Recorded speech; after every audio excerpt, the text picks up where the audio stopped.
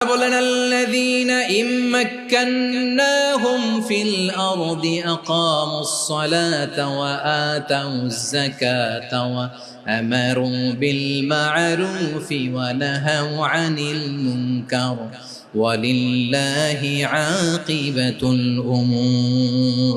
যারা এই জমিনের উত্তরাধিকার হয়েছে তারা 4 দফা কর্মসূচি নিয়ে সামনে আগাবা। সালাত কায়েম করবা, যাকাত আদায় করবা, সৎ কাজের আদেশ দিবা, অসৎ কাজ থেকে মুনকার প্রতিরোধ করবা। আদেশটা কার?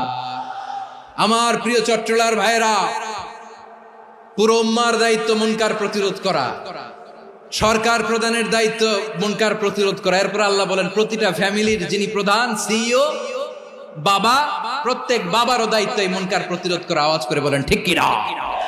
যেমনটি সাইয়েদনা লোকমান আলাইহিস সালাম ওনার কলিজার টুকরা সন্তানকে আদেশ করেছেন, ইয়া বুনাই